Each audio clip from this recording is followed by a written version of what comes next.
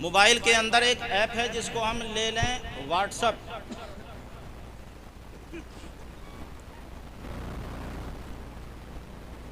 अगर हम यहां बैठकर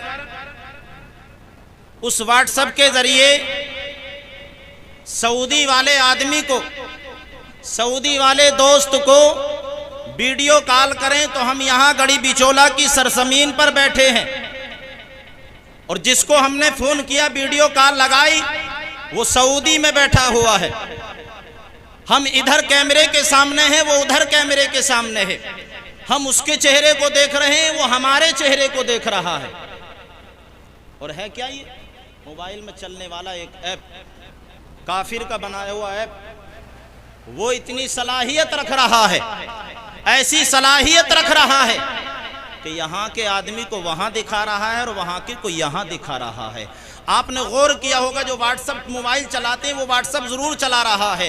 उसी के ऊपर जो है, जब दोनों तरफ से जो है बिजी होते हैं व्हाट्सएप के अंदर, तो ऊपर ऑप्शन आता है ऑनलाइन का। लेकिन जब एक तरफ से कोई कीबोर्ड पर उंगली मारता है, उसको टच करता है, तो उसी की जगह लिखा हुआ आता है, टाइपिंग लिखा हुआ आता है। यानी यहाँ हमें पता चल रहा है सऊदी का आदमी टाइपिंग कर रहा है, लेकिन मोबाइल हमें यहाँ बतला रहा है। वो किसका मामला है? एक ऐप हमें बता रहा है, ऐप एहसास करा रहा है, महसूस कर रहा है। बताने का मकसद ये है, एक काफिर की बनाई हुई ऐप के अंदर सलाहियत ये है कि सऊदी में बैठने वाला एक लड़का जब कीबोर्ड पर अपने हाथ को रखता है, अपनी उंगली को चलाता है, तो हिंदुस्तान की सरजमीन पर बैठा हुआ उसको देख रहा है कि फला इंसान जी क्या कहने पे, ये सलाहियत रख रहा है। अभी जब एक काफिर की बनाई हुई ऐप के अंदर ये सलाहियत है, तो जिस नबी को अल्लाह तबारक व तआला ने पावरफुल बनाया हो, क्या कहने पे अल्लाह तबारक व तआला ने सारे नबियों पर अफजल व आला बनाया हो। अरे जब एक ऐप जो है हमको वहां की खबरें दे रहा है, मेरा ये यकीन है जब एक ऐप के अंदर ये सलाहियत है, एक मुल्क की खबर दूसरे मुल्क तक जो है पहुंचा रहा है, मेरा ये यकीन है हम नबी का जिक्र करते हैं, नबी पर दुरूद व सलाम पढ़ते हैं, नबों को खबर बाद में होती है, मदीने वाले मुस्तफा को पहले। सुभान अल्लाह, नारे तकबीर, नारे रिसालत, उलमाए अहले सुन्नत, फैज़ाने आला हजरत, फैज़ाने गरीब नवाज, फैज़ाने साबिर पाक, फैज़ाने गौसे आज़म, नारे तकबीर, नारे रिसालत। सुभान अल्लाह, सुभान अल्लाह, सुभान अल्लाह। उलमा इकराम ने लिखा है, अल्लाह तबारक व तआला के बंदे हैं, जहां आम बंदों का मकाम खत्म होता है, वहां से मुसलमान का मकाम शुरू होता है। और जहां एक मुसलमान का मकाम खत्म होता है, इन्हीं मुसलमानों में से जो वली है, उन वलियों का मकाम शुरू होता है। और जहां पर वलियों का मकाम खत्म होता है, जहां पर वलियों के मकाम की इंतहा होती है, वहीं से गौसों का मकाम शुरू होता है। और जहां गौसों के मकाम की इंतहा होती है, वहां से कुतुबों के मकाम की इब्तिदा होती है। और जहां पर कुतुबों के मकाम की इंतहा होती है, वहां से शहीदों का मकाम शुरू होता है, शहीदों के मकाम की इब्तिदा होती है। और जहां पर शहीदों के मकाम की इंतहा होती है, वहां से सहाबा के मकाम की इब्तिदा होती है। और जहां से सहाबा के मकाम की इंतहा होती है, वहां से अल्लाह के नबियों के मकाम की इब्तिदा होती है। और जहां नबियों के मकाम की इंतहा होती है, वहां से रसूलों के मकाम की इब्तिदा होती है। अरे जहां सबके मकामों की इंतहा हो जाती है, वहीं से आमिना के लाल मुस्तफा के मकाम की इब्तिदा हो। क्या कहने पे, बाबा बाबा, सुभान अल्लाह, सुभान अल्लाह, जिंदाबाद जिंदाबाद। ने महबूब को आला बनाया है, वो अफजल वाला बनाया है, वो शान वाला बनाया है। नबी का जिक्र हम यहाँ गड़ी बिचौला के अंदर कर रहे हैं, नबी पर सलातो सलाम हम यहाँ पढ़ रहे हैं, लेकिन मदीने वाले मुस्तफ़ा हमारे आका मदीने में बैठे बैठे हमारे दुरूदो सलाम को, हमारे जिक्र को सुन रहे हैं। हमारे मुरसलीन भाई ने अपनी शादी के मौके पर ये प्रोग्राम किया है। ऐसे प्रोग्राम शादी के मौक़ों पर करना चाहिए। एक शादी बहुत मुबारक चीज़ है। अगर ऐसी शादियों के मौक़ों पर ऐसे प्रोग्रामों को किया जाए, हम सुन्नियों का ये अकीदा है, नबी मदीने से हमें आज भी देखते हैं और सुबह क़यामत तक अपने गुलामों को देखते रहेंगे। नबी अपने गुलामों को देखते हैं। हमने शादी के मौके पर प्रोग्राम को किया और अगर नबी ने रोज़े अनवर से इस प्रोग्राम को देख लिया और उस प्रोग्राम को देखने के बाद अगर नबी के चेहरे पर मुस्कुराहट आ गई नहीं तो समझ लो कि तुम्हारी दुनिया भी क्या कहने भाई बाबा, सुभान अल्लाह सुभान अल्लाह सुभान अल्लाह, जिंदाबाद जिंदाबाद जिंदाबाद, सुभान अल्लाह। शादियों से नाच गानों को बंद किया जाए, चीजों को बंद किया जाए, इन रंडियों को बंद किया जाए, शादी के मौकों पर रसूलुल्लाह का जिक्र किया जाए। आज ये समझता है, आज हमारी इस्लामी माए बहनें कुछ भाइयों का भी ये नजरिया बन गया है कि जिस शादी में डीजे ना हो तो शादी अधूरी। अरे मैं तो ये कहता हूँ कि जिस शादी में जिक्रुल्लाह और जिक्र रसूल ना हो वो शादी अधूरी है। बेशक शादी अधूरी है। अगर शादी को मुकम्मल करना चाहते हो तो शादी के मौके पर जिक्रुल्लाह कर लिया जाए, जिक्र रसूल कर लिया जाए। सुभान अल्लाह रसूल कर लिया और नबी और अल्लाह तबारक व तआला की रिज़ा मिल गई तो समझ लो कि दुनिया भी कामयाब हो जाएगी और आखिरत भी कामयाब। क्या बात है, सुभान अल्लाह सुभान अल्लाह, बहुत अच्छा पैगाम। इसलिए शादियों से नाच गानों को बंद किया जाए, डीजों को बंद किया जाए, शादी के मौकों पर ऐसे अच्छे कामों को किया जाए। ये प्रोग्राम हमें दुनिया में भी काम देते हैं और आखिरत में भी काम देते हैं। बड़ा अच्छा काम किया है हमारे मुरसलीन भाई ने, रब का फरमान है। मैं उसी की तरफ आता हूँ, बस चंद मिनट के लिए हाजिर हूँ क्योंकि अर्रिजालु क़व्वामून अलन निसा, अल्लाह तबारक व तआला ने मर्दों को औरतों पर अफसर बनाया है, हाकिम बनाया है, हाकिम।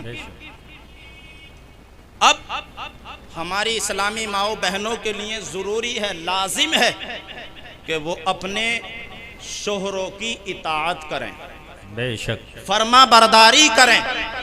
और मर्दों के लिए ये हक है कि वो अपनी बीवियों के साथ रियाया की तरह हुक्मरानी करें, हुक्मरानी करें। हमारी इस्लामी माओ बहनों को जो शोहर की खिदमत है, शोहर की फर्मा बरदारी करना चाहिए, वो उन पर ज़रूरी है, लाजमी है कि करनी चाहिए। क्यों? अगर बीवियां अपने शोहरों की फर्मा बरदारी करेंगी तो अल्लाह तबारक व तआला तुझे भी जन्नती बना देगा और तेरे शोहर को भी जन्नती बनाएगा, तेरे शोहर को भी जन्नती बनाएगा। लेकिन हमारे भाइयों को भी, हमारे मुसलमान भाइयों को भी एहतियात करना चाहिए कि ज़रा ज़रा सी बात पर जो है, ज़रा ज़रा सी बात पर अपनी बीवियों को डांटना, डपटना, मारना छोड़ दें। ज़रा ज़रा सी बात पर, शक वाली बात पर भी बात जो है इतना रूठ जाता है, इतना फूल जाता है, चाहे जो हो जाए छोड़कर मानूंगा, चाहे ज़मीन बिक जाए छोड़कर मांगूंगा, रखूंगा ही नहीं इसको। शक वाली बात पर भी ये शकों को दूर किया जाए। अगर कोई बात है बीवी की तरफ से बुराई की है तो पहले उसकी तहकीक की जाए, पहले उसकी तहकीक की जाए, पहुंचा जाए वाकई इस गलत काम में है या नहीं है, उसकी तहकीक की जाए। यूं ही जो है अपनी बीवी पर ताने जनी और उस पर जुल्म ना बरसाया जाए, जुल्म ना बरसाया जाए, कायदे के साथ में तफसील की जाए, तफसील से जो है उसके खुलासा किया जाए, तफसील तक पहुंचा जाए कि क्या मामला है। इसी ताल्लुक से मैं आपको एक बात बतलाता हूं और रुखसत हो जाऊंगा। एक बादशाह जिसके वजीर का नाम फिरोज है, फिरोज बादशाह अपने महल पर चढ़ा, महल की छत पर, उसको मालूम नहीं था। जब महल पर वो चढ़ा, महल की छत पर, उसने इधर आधर जब नज़र डाली तो महल के बराबर से उसके वजीर फिरोज का मकान बना हुआ है। उसकी नज़र वजीर फिरोज की बीवी पर पड़ जाती है और फिरोज वजीर की बीवी हुस्न की मलका थी, बड़ी खूबसूरत थी। आज होता नहीं, ऐसा होता बिल्ली का मुंह खिचड़े में, है ना। आज भी हम इधर आधर जो है तकते हैं, इधर आधर मुंह डालते फिरते हैं। इधर आधर मुंह को ना डाला जाए, अपनी हांडी के अंदर को देखा जाए, दूसरी की हांडियों को ना झांका जाए, अपने घरों के माहौल को सुधारा जाए। अगर हर इंसान अपने घरों के माहौल को सुधार लेगा तो फिर ये जो है बेशर्माई, बेहयाई बंद हो जाएगी। अपने अपने घरों को सुधारा जाए। अब बादशाह ने अपने वजीर की बीवी को जब देखा तो वो हुस्न की मलका, बादशाह हैरान रह गया और पूछा किसी दरबारी से, ज़रा ये तो बताओ ये बीवी किसकी है। तो बताने वाले ने कहा, बादशाह सलामत, ये आपके वजीर फिरोज की बीवी है। कि फिरोज की बीवी है क्या? हाँ। अब बादशाह ने क्या किया है, बादशाह ने अपनी वजीर को बुलाया और एक खत लिखा और लिखने के बाद कहा कि फला बादशाह के पास चले जाओ। बहाना लेने के बाद वहां से उसको विदा करना था, बहाना लेना था, उसको वहां से विदा करना था। एक खत लिखा और कहा कि फला बादशाह के पास चले जाओ और जब तक काम ना हो जाए वापस मत आना। बहाना लेकर उसे निकालना था वहां से। अब वो उसको खत दे दिया है। इसने मौका पाने के बाद बादशाह ने क्या किया है, वजीर के घर पहुंच गया है। और वजीर के घर पहुंचने के बाद बीवी के पास जब वजीर के पहुंचा तो वजीर की बीवी ने पूछा, बादशाह सलामत आइए, कैसे आना हुआ है। अब बादशाह की नियत में तो तिनके थे, बादशाह की नियत में तिनके थे। आज हमारी इस्लामी माओ बहनों को गौर करना चाहिए इस बात पर, जो जरा जरा से लालच पर अपनी इज्जत का सौदा कर देती है, अपनी असमत का सौदा कर देती है। जरा जरा से लालच पर अगर एक मर्द लालच दे रहा है, उसको बड़ी बड़ी गाड़ियों में घुमाने का लालच दे रहा है, तब अपनी इज्जत को बेच रही है। बड़े बड़े पैसों की बातें कर रहा है, तब अपनी इज्जत को बेच देती है। बड़ी बड़ी शॉपिंगों की बात करता है, तब अपनी इज्जत को बेच देती है। मेरा ये यकीन है अगर इस्लामी माएं बहनें अपनी इज्जत का ख्याल रखेंगी तो कोई भी मर्द ऐसा नहीं है कि बगैर औरत की मर्जी के कोई हाथ उसको लगा सके। कोई हाथ क्या कहने में क्या बात है बाबा, सुभान अल्लाह। करना है, अपनी इज्जत को बचाना है, अपने आप को अच्छा बनाने पड़ेगा हमारी इस्लामी माओ बहनों को। अगर वो खुद अच्छा बन जाएंगी तो कोई भी मर्द जो है गलत नियत से हाथ नहीं डाल सकता है। वो भी एक बीवी है, बादशाह की नियत में तिनके हैं। बीवी ने कहा, वजीर की बीवी ने, बादशाह सलामत कैसे आना हुआ हो, कैसे आना हुआ है, जो आपका हुक्म है वो सरों आंखों पर है। तो बादशाह की नियत में तिखे थे। उसने कहा कि बस दिल की मुराद पूरी कर दे, दिल खुश कर दे।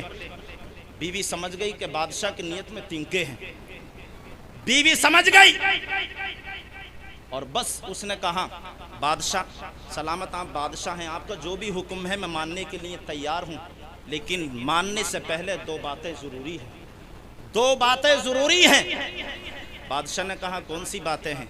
बीबी बड़ी होशियार थी, जो इज्जत वाली होती हैं वो बचा ही लेती हैं अपनी इज्जत, और जिनकी इज्जत जो है ठिकाने पर नहीं होती है नहीं, वो तो यूं ही बस जरा से किसी के लालच में आके यूं ही बिक जाती हैं, अपनी इज्जत का सौदा कर देती हैं। अल्लाह तबारक व तआला सारी इस्लामी माओ बहनों को अपनी इज्जत करने की हिफाजत फरमाए, उनको तौफीक अता फरमाए, अपनी इज्जत की हिफाजत करने की अल्लाह तबारक व तआला सबको तौफीक अता फरमाए। जब उसने बादशाह की नियत को जाना और वो समझी तो उसने कहा कि बादशाह सलामत, दो सवाल हैं जी। पहला सवाल तो ये है, बादशाह सलामत, मैंने सुना है कि मालिक जो है वो कुत्ते का झूठा नहीं खाता, मालिक कुत्ते का झूठा नहीं खाता है। आप मालिक हैं, बादशाह हैं, कि आपको झूठा खाना पसंद है। और दूसरी बीवी ने ये बात रख दी, मैंने सुना है कि अगर शेर जो है ना, शेर जंगली शेर, वो शिकार करता है, जिंदे का शिकार करता है। वजीर की बीवी ने कहा, मैंने सुना है कि अगर शेर भूखा भी हो तब भी मुर्दे का शिकार नहीं करता है, मुर्दे का शिकार नहीं करता है। जब वजीर की बीवी ने यह कहा कि शेर जो होता है वो मुर्दे का शिकार नहीं करता है, मालिक जो होता है कुत्ते का झूठा नहीं खाता है, अब बोलो बादशाह तुम्हारी क्या राय है। बादशाह जो है वहां से सटपट आ जाता है, अपनी जूती चप्पलों को छोड़ने के बाद वापस वह भागता है और महल के अंदर घुस जाता है। लेकिन जल्दी जल्दी में अपनी चप्पलें जूतियों को छोड़ गया है, महल के अंदर पहुंच गया है। और वो ही वजीर जिसको बादशाह ने खत दिया था, वो वजीर जिस बादशाह के पास जा रहा था, वो अपना खत ले जाना भूल गया था, सरहाने के नीचे रखा था। जब वापस आया घर के अंदर खत लेने के लिए, और उसने जो सरहाने से वो खत निकाला है जो बादशाह ने लिख कर दिया था कि फला बादशाह के पास जाना है, जब उसने खत को झुक कर निकाला है तो क्या देखा कि बादशाह की जूती पड़ी हुई है बिस्तर के पास में, बादशाह की जूती कमरे के अंदर पड़ी हुई है। जब वजीर ने जूतियों को देखा तो पहचान लिया, ये तो बादशाह सलामत की जूतियां हैं, बादशाह की जूतियां हैं। कितनी समझदारी से काम लिया। हम तो अगर हमारे मोबाइल पे, हमारी बीवी के मोबाइल पे अगर गलत मैसेज भी आ जाए नहीं, किसी की धोखे से मिस कॉल भी आ जाए नहीं, तो बस अब रखूंगा नहीं इसे, ये तो यूं कर रही है और वो कर रही है। अगर भूले से भी किसी की अगर उस पर मिस कॉल आ गई है, मैसेज आ गया है, मैंने कहा कि तहकीक करनी चाहिए, यूं ही गलत फहमी में नहीं पड़ना चाहिए। वजीर ने जब देखा ये मामला है तो बीवी से कुछ ना कहा, खत को लेकर चला जाता है। कुछ दिनों के बाद आता है तो बहुत सारे कपड़े लेकर आता है, तरह तरह की चीजें जो बीवी की पसंद थी वो लेकर आता है कि ये भी तुम्हारे लिए हैं और ये भी तुम्हारे लिए हैं। सब कुछ देने के बाद में कहता है कि मैं ये चाहता हूं कि तुम कुछ दिनों अपनी अम्मी के यहाँ रह आओ, अपने अब्बू के यहाँ चली जाओ, कुछ दिन वहां पर ठहर कर आ जाओ। ये अपनी बीवी को लेने के बाद अपनी ससुराल पहुंच जाता है, कुछ दिन वहां खुद भी ठहरता है और अपनी बीवी को छोड़ने के बाद अपने घर पर आ जाता है, वापस अपने घर आ जाता है। 1 महीना गुजरता है और टाइम गुजरता है। अब मैके वालों ने सोचा कि बुलाने के लिए नहीं आ रहे, क्या मामला है, काफी टाइम हो गया है। भाई आए, कैसे कैसे मामला है, बीवी के भाई आए, क्या मामला है, बुला के क्यों नहीं लाते। तो बस इस वजीर ने कह दिया कि नहीं, तुम्हारी बहन तुम्हारे यहाँ रहेगी, तुम्हारी बहन तुम्हारे घर ही रहेगी, मैं उसको बुलाकर नहीं लाऊंगा। अब आज के साले की बात करो ना तो वहीं पर लड़ने खड़ा हो जाएगा, वहीं पर जूती लेकर खड़ा हो जाएगा। आज के तो भाई ये है कि बहन से यूं कह दे, अगर कोई तुझको टच कर देना तो बस फोन कर देना, मैं वहीं आ जाऊंगा। गाड़ियां उठाकर अपने बहन की ससुराल आ जाया करते हैं, शर्म करना चाहिए। अरे बहनों के घर का मामला है तो उसके घर रहने दिया जाए। तू भला उनकी लड़ाई में क्यों आ रहा है, तू भला अपने को शेर समझ के क्यों आ रहा है उसके घर में, उसके घर का मामला है, उसी के घर रहने दे। लेकिन वो कल के साले थे जब बहनों ने कहा कि तुम्हारी बहन तुम्हारे यहाँ रहेगी, तो भाइयों ने ये नहीं कहा कि क्या बात है, भाइयों ने मुकदमा डाला कि ये फैसला तो हम काजी से करवाएंगे। काजी के पास में ये बात पहुंच जाती है, एक तरफ साले खड़े हैं, एक तरफ बहनोई खड़ा है, ये वजीर जो है और बादशाह भी पहुंचा हुआ है। काजी ने पूछा है क्या मामला है, तो दोनों सालों ने कहा है काजी से, काजी साहब ये जो सामने बैठे नहीं ये हमारे बहनोई हैं, हमने इनको लहलहाता बाग दिया था, लहलहाता बाग दिया था जिसमें फलदार दरख्त भी थे, मीठा चश्मा भी था, लेकिन कुछ दिनों के बाद वो बाग इन्होंने हमको वापस कर दिया है, वो बाग हमारे लिए वापस कर दिया है। समझ में नहीं आता क्यों वापस कर दिया है। अब हाकिम तो हैरान रह गया, उसकी कुछ समझ में नहीं आया कि मैं समझा नहीं। इधर से वो वजीर खड़ा हो जाता है, वजीर खड़ा होने के बाद बोलता है हाकिम साहब ये सही बोलते हैं, हाँ इन्होंने वाकई मुझे लहलहाता बाग दिया था जिसमें फलदार दरख्त भी थे, चश्मा भी था मीठे पानी का, मैंने उसको इस्तेमाल किया, जिंदगी भी गुजारी उसके साथ में। लेकिन एक दिन जब मैं उस बाग में दाखिल हुआ तो बाग के अंदर मैंने एक शेर के निशानात को पाए, शेर के पांवों के निशानात पाए। बस मैंने सोचा अब जब शेर की नियत आ गई है तेरे बाग पर तो तेरे अंदर ये ताकत और कुव्वत नहीं है कि तू शेर को रोक सकता है। इसलिए हाकिम साहब मैंने बाग को उठाकर मालियों के हवाले कर दिया है, मालियों के हवाले कर दिया है कि अब तुम इसी बाग की हिफाजत करो। मेरे अंदर ये ताकत रही कि मैं इस बाग की हिफाजत कर सकूं। हाकिम अब भी परेशान रह गया है, बादशाह भी बैठा हुआ सुन रहा है। बादशाह फौरन खड़ा हो जाता है और खड़ा होने के बाद बोलता है हाकिम मैं बतलाता हूँ ये जो साले बोल रहे हैं ये भी सच बोल रहे हैं और ये जो बहनोई बोल रहा है ये भी सच बोल रहा था। और कहता है वो बादशाह वजीर फिरोज जरा मेरी बात को गौर से सुन, वाकई हाँ तेरे बाग के अंदर कोई शेर गया था, वो गलत इरादे को लेकर गया था, वाकई तूने अपने बाग के अंदर शेर के पंजे के निशानात को पाया था, लेकिन गया जरूर था, कोशिश जरूर की थी बाग में जाने की, लेकिन फिरोज तूने तो उस बाग के चारों तरफ ऐसी दरो दीवारें बना रखी हैं शर्मो हया की कि उन दरो दीवारों को मैं बादशाह पार ही नहीं कर पाया हूँ, पार ही नहीं कर पाया हूँ। असल मकसद क्या है, मकसद ये है कि ये सब कुछ जो हुआ इज्जत की जो हिफाजत हो गई है ये बादशाह के करने से नहीं बल्कि वजीर की बीवी ने खुद कोशिश की, अपनी हिफाजत की, तब जाके इज्जत की हिफाजत हुई। और ये हिफाजत कब थी जब निजाम मुस्तफा घरों के अंदर था, शरीयत अंदर चलती थी, जब निजाम मुस्तफा हमारे घरों के अंदर था, जब सीरत रसूल हमारे घरों के अंदर थी। आज हमने सीरत मुस्तफा को छोड़ दिया है, आज निजाम मुस्तफा को छोड़ दिया है। जब हमने निजाम मुस्तफा शरीयत मुस्तफा को छोड़ दिया है तो घर चूर चूर हो गए हैं, घरों में बेचैनी हो गई है। मेरा ये यकीन है आज भी अगर निजाम मुस्तफा को कायम किया जाए, आज भी शरीयत मुस्तफा को अपनाया जाए तो हमारी दुनिया भी कामयाब हो जाएगी और आखिरत भी कामयाब। सुभान अल्लाह।